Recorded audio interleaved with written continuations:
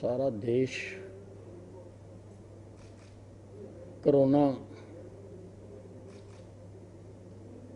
की लड़ाई लड़ रहा है। ऐसे समय में डॉक्टरों के एक समूह ने हड़ताल पर जाने की घोषणा करके उस लड़ाई में बाधा डालने का काम किया है।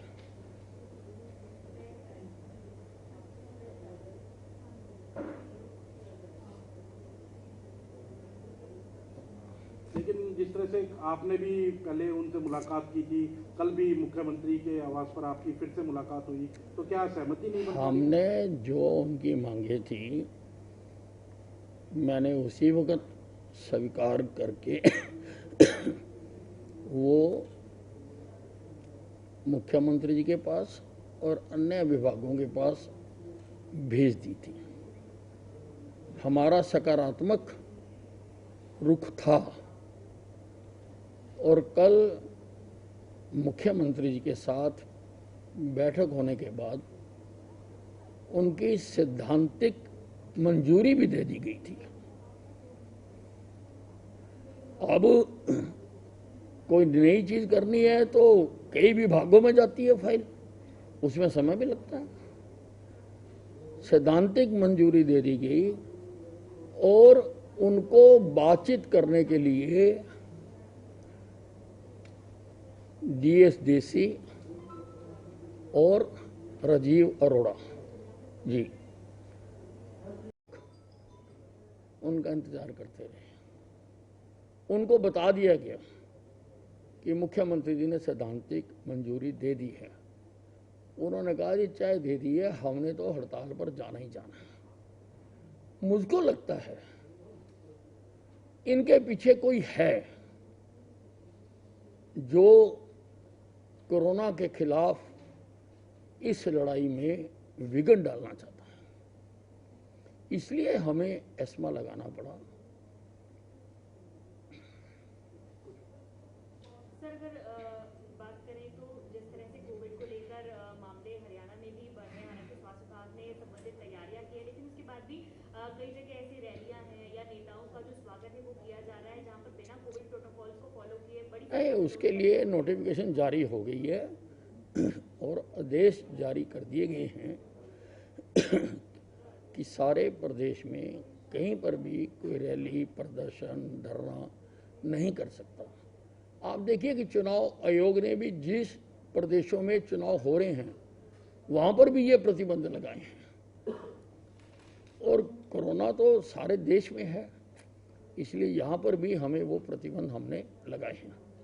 साहब, ये जो 1 जनवरी से आपके आदेश थे कि जहाँ पे 2 डोज नहीं लगी सार्वजनिक स्थलों पे नहीं जाने दिया जाएगा, आप मुख्यालय की बात ही करें, जैसे हम लोग भी आए हैं, कोई पूछता नहीं है कि आपकी 2 डोज लगी या नहीं लगी है। ये मिनी सेक्रेटरिएट है, चंडीगढ़ में जितने भी हरियाणा के कार्यालय हैं, सब इसमें अदलता आ रहा है। क्या यहाँ पे ये आदेश लागू नहीं है? नहीं, चंडीगढ़ में मुझको नहीं मालूम कि चंडीगढ़ में उन्होंने ये आदेश दे रखे या नहीं दे रखे। अलबत्ता हरियाणा में इसका सख्ती से पालन किया जा रहा है और कल भी मैंने जो एसपीज और तमाम पुलिस अधिकारियों के साथ वीसी की है उसमें मैंने उनको कहा कि इसका सख्ती से पालना कराएं। चंडीगढ़ में हरियाणा के ऑफिस नहीं है सर? चंडीगढ़ में हरियाणा के ऑफिस नहीं है सर? हाँ, पर यहाँ कानून तो चंडीगढ़ का लगता है ना जी। साहब, कांग्रेस के नेता है दिग्विजय सिंह, उन्होंने एक बयान दिया है कि आरएसएस जो है एक आतंकवादी संगठन है, उसमें आतंकवादी बनाए जाते हैं।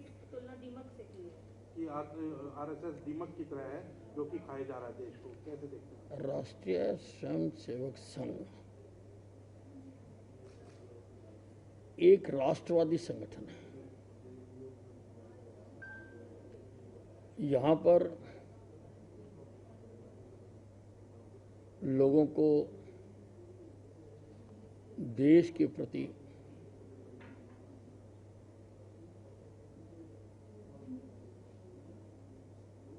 सम्मान सिखाया जाता है।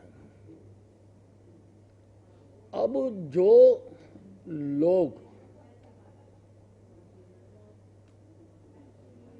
देश के हित में नहीं सोचते हैं उनको तो RSS like red rag to a bull नजर आती है, इसलिए वो हमेशा इस प्रकार के उल्टे सीधे बयान देते रहते हैं। 5 राज्यों के चुनावों का ऐलान हो चुका है, अभी 4 राज्यों के अंदर बीजेपी की गवर्नमेंट है, कैसे देखते हैं आपकी अब क्या रहने वाला है, किस तरह से देखते हैं, क्योंकि पंजाब आपका बिल्कुल निकटतम राज्य है, वहां कांग्रेस की गवर्नमेंट है। देखिए,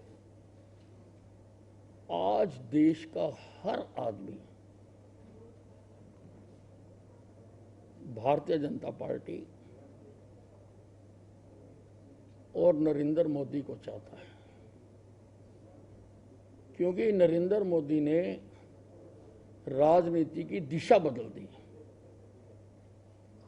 पहले हमारे देश में भावनाओं की राजनीति होती थी, नहीं, बल्कि विश्व के सर्वाधिक लोकप्रिय नेता हैं। इसलिए किस प्रदेश में कौन क्या कह रहा, हम उस पर नहीं जाते हैं। प्रजातंत्र है, सबको बोलने का अधिकार है, लेकिन हमें भरोसा है कि जब मतदाता मत पेटी पर जाएगा, जब वो बटन दबाने के लिए जाएगा, तो वो भाजपा को वोट पाएगा। अरविंद केजरीवाल ने कहा है कि जिस तरह से दिल्ली में हमने पाबंदियां लगाई है वो नाकाफी है, क्योंकि जब तक एनसीआर के अंदर पाबंदियां नहीं लगेंगी तब तक कोरोना पर काबू नहीं पाया जा सकता। कह रहे हैं कि बहुत सारे लोग लगातार एनसीआर से दिल्ली आते हैं, इसलिए दिल्ली को भी खतरा जो है वो बना हुआ है। देखिए, यहाँ पर जो हम महसूस कर रहे हैं, जैसी जैसी आवश्यकता है वैसी वैसी हम पाबंदियां लगाते जा रहे हैं। केजरीवाल ने तो इसलिए लगाई है कि उसने 5 स्टेटों में घूमना जा गया, उसके बाद टाइम ही नहीं है दिल्ली का काम करने के लिए। और केजरीवाल की एक आदत बन गई जो ऑन रिकॉर्ड है कि वो अपनी कमियों के लिए दूसरों लोगों को दोषी ठहराना उनकी आदत है।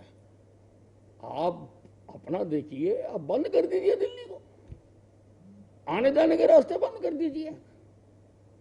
आप इस तरह से इस लड़ाई को साझे तौर पर लड़ने की आवश्यकता है, ना कि एक दूसरे के ऊपर आरोप लगाने की।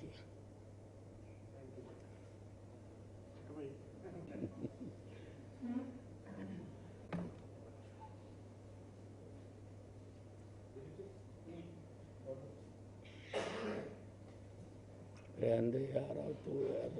हाँ सर, बिल्कुल खत्म।